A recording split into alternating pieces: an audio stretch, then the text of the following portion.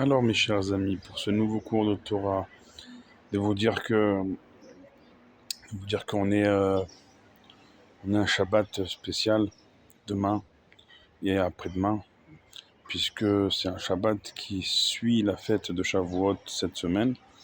Et donc, comme le Rabbi le dit dans sa Sikha, en fait, tout ce qui s'est passé la semaine qui précède un Shabbat, eh bien, est relié au Shabbat qui suit cet événement juif, ce temps juif. Et donc, par conséquence, ce Shabbat, il englobe la fête de Shavuot que nous avons vécue dans cette même semaine, c'est-à-dire lundi en Israël, lundi et mardi en diaspora. Et donc ce Shabbat, il va être porteur de toutes ces forces, de toute cette lumière de Shavuot, pris pour certains lundi, pour d'autres lundi et mardi, et qu'on amène avec nous ce Shabbat. Et donc c'est un Shabbat lié à Shavuot, où la Torah, ou la paracha de ce Shabbat nous dit, comme on l'a introduit dans le précédent cours, Nasso et Roche, élève la tête.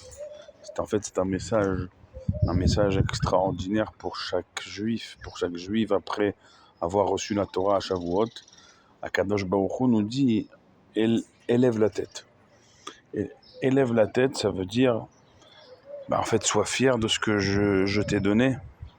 Nous dit Akadosh Baruch Hu, sois fier de la Torah que je viens de te donner.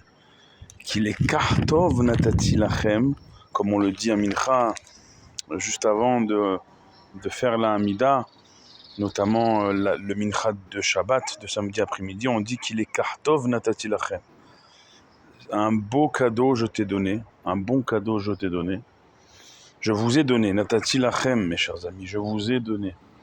Torati, ma Torah, alta azovu, ne l'abandonnez pas parce que les kartov, c'est le plus beau des cadeaux. Et j'ai appris il n'y a pas si longtemps, il y a quelques minutes d'ailleurs, dans le bureau de mon cousin du côté de Talpiot, où son chaver, dans son bureau, il a étudié un truc extraordinaire dans la Chassidoute de Rabbi Nachman, Chassidoute Breslev, dans le Likouté, à la Chot, quelque chose d'extraordinaire. On sait très bien que la Torah, c'est marqué Matan Toratenu. Matan, le don de notre Torah. On l'a dit à Shavuot. Et elle a été donnée quand, notre Torah? On l'a reçue quand? On l'a reçue un Shabbat, alors qu'initialement elle devait être donnée un Yom Shishi, un vendredi. Et Moshe Rabbeinu, il a sciemment voulu qu'elle soit donnée Shabbat, pour que Shabbat, qui est en soi une matana, un cadeau de Dieu envers le peuple d'Israël, comme on le dit dans le Kiddush, notamment du samedi midi, Béni ou Ben Bene Israël Otile Olam, c'est entre nous et Dieu, c'est entre Dieu et nous, c'est un des cadeaux que Dieu a fait au peuple juif, à travers la Torah qu'il nous donne, et donc, le Shabbat étant un cadeau, la Torah étant matan, de la même racine que matana, qui veut dire cadeau, eh bien alors, recevoir la Torah un jour de cadeau, un jour de Shabbat, ça prenait tout son sens, et Moshe l'a voulu. À la base, Akadosh Baruch Hu, il voulait que ce soit donné le vendredi. Moshe a voulu que ce soit donné Shabbat. Pourquoi? Parce que Shabbat, il n'y a pas de mérite des mitzvot. Shabbat, les tribunaux célestes comme terrestres sont fermés. Donc il n'y a pas comment dire, on ne sait pas Shabbat la récompense des mitzvot. Pour que Moshe puisse dire à Akadosh Baruch Hu, tu vois, comme tu leur as donné ta Torah Shabbat, et que Shabbat, on ne connaît pas la valeur des mitzvot, puisque tes tribunaux sont fermés, comme ici sur terre, là-haut c'est fermé aussi, alors forcément que tes enfants, le Ham Israël, ils font ta Torah, l'Ishma, de manière totalement désintéressée, puisque Shabbat, ils ne peuvent pas connaître, ils ne peuvent pas avoir accès à la connaissance de la valeur de chaque mitzvah, et donc forcément, leur donner ta Torah Shabbat, c'est forcément dans le Naasé, dans ce qu'ils ont dit qu'ils feront d'abord, eh bien il y a forcément du Nishma, il y a forcément du Lishma, du désintéressement, puisque Shabbat, on ne connaît pas la valeur des mitzvot. Voilà comment un dirigeant du peuple juif agit envers en pensant à chaque juif, à chaque juive, et comment Akadosh Baruch Hu, bien sûr, a accepté cette requête de Moshe Rabbeinu. Il nous a donné sa Torah un Shabbat, et que chaque petite mitzvah, si petite nous paraisse-t-elle, alors que chaque mitzvah, bien sûr, est infinie, chaque mitzvah que nous faisons,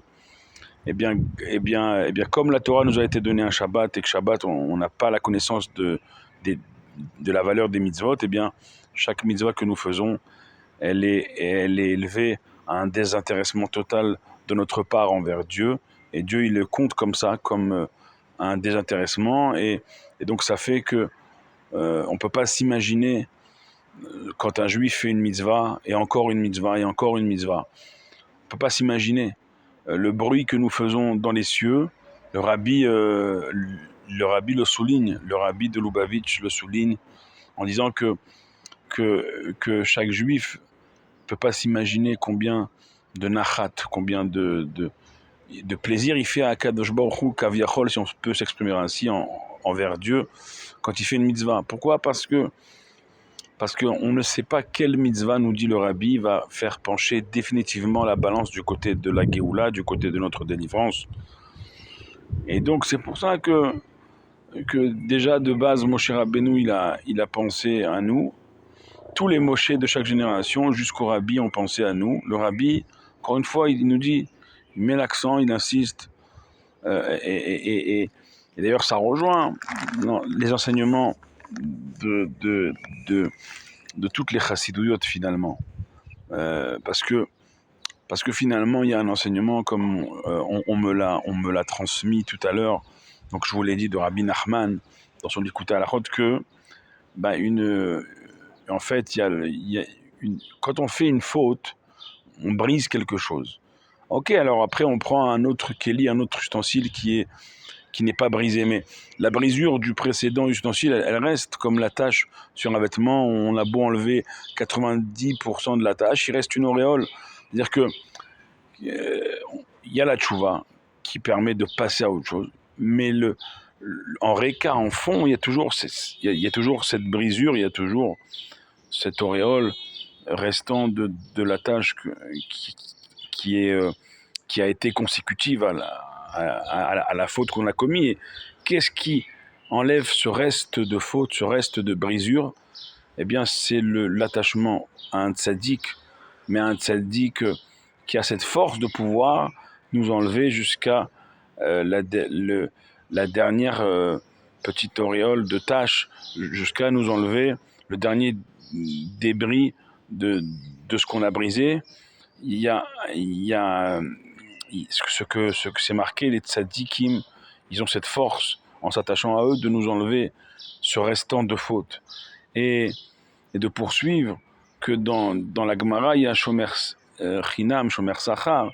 Shomer Sachar, un gardien qui est payé pour garder un objet. Si le brise, il doit payer cet objet qu'il a brisé. Et maintenant, nous dit la Gemara, un Shomer Chinam, un gardien qui ne demande aucun salaire, il brise quelque chose. On ne va pas lui demander de payer ce qu'il a brisé parce qu'il n'est même pas payé pour garder cet objet. Et donc c'est pour ça que Chassidut, il nous enseigne qu'un juif, il doit se placer Shomer Chinam. Ça veut dire qu'il va briser, il va faire des fautes, mais comme il ne demande aucun salaire, aucune récompense à Dieu, alors il ne pourra pas être tenu, de payer ce qu'il a brisé par sa faute, par ses fautes. Et alors comment ? Parce que au cas des grandes échelles comme le Baal Shem Tov, cité en exemple par les Chassidut, Chabad et Breslev et Chabad, c'est que le Baal Shem Tov, c'est le fondateur de toutes les Chassidouillotes, où il a prié pour une maman qui n'arrivait pas à avoir d'enfant, et là où on lui a dit, mais voilà, tu n'avais pas à prier, c'est la décision du ciel, et donc par la prière que tu as faite, ok, on ne peut pas te refuser, donc on va donner un enfant à cette maman, mais toi, tu vas perdre tout ton monde futur, tout ton olam haba. Et là, le Baal Shem Tov, il s'est réjoui, il a sauté, il a dansé. On lui a dit, pourquoi tu te réjouis ? Il a dit, parce que maintenant que je n'ai plus de salaire après cette vie, alors je peux servir Dieu de manière totalement désintéressée. Sur cette réponse-là, on lui a dit, parce que tu as répondu ça, on te remet ton salaire là-haut après la vie. parce que toi, ce que tu voulais arriver, c'est à servir Dieu sans récompense. Alors, on peut tout de suite se dire, mais qui est du niveau du Baal Shem Tov pour ne rien attendre en retour? Alors, c'est pour ça que, encore une fois, Moshe Rabbeinu, depuis Moshe Rabbeinu et tous les Moshe qui l'ont suivi dans chaque génération, jusqu'au Rabbi, le Moshe de notre génération, ils ont pensé à ça. Et ils ont poussé pour que la Torah soit d'année en année redonnée un Shabbat, qu'on ne connaît pas la valeur des mitzvot ce jour-là, et qu'on soit tous placés en Shomrim Chinam, comme des gardiens de la Torah qui font pas la Torah pour une récompense, qui la font gratuitement. Et donc, qu'on puisse pas nous en vouloir pour les brisures, pour les fautes qu'on puisse commettre, qu'on pourrait commettre, qu'on commet. Et donc, vous voyez combien cette mécanique entre Akadosh Baruch Hu, ses tzadikim, ses rebbeim, ses chassidim, et chacun d'entre nous, chaque juif et chaque juive, elle est bien huilée, cette mécanique, de sorte qu'à la fin, chaque juif et chaque juive, ils sont méritants dans chaque action qu'ils rajoutent en Torah et en mitzvot et en chassidut, que ce soit un Shabbat justement, comme le Rabbi de Lubavitch le souhaite à chacun d'entre nous, un chassidissé Shabbos, un Shabbat chassidique dans les voies nerimot, dans les voies douces de la chassidut, qu'on puisse arriver à faire de ce Shabbat qui suit Shavuot, et bien rester dans l'élan de Shavuot, dans l'élan de Matan Torah ce Shabbat avec la paracha de Nassau qui va élever chaque juif et chaque juive, et en vous souhaitant donc un good Shabbos, un Shabbat Shalom ou Mevorach, Shabbat plein, rempli de paix, de bénédiction. Soyez bénis là où que vous êtes, priez pour nous comme on prie pour vous, ensemble on sera toujours plus fort. Baruch Adonai Leolam, Amen ve Amen.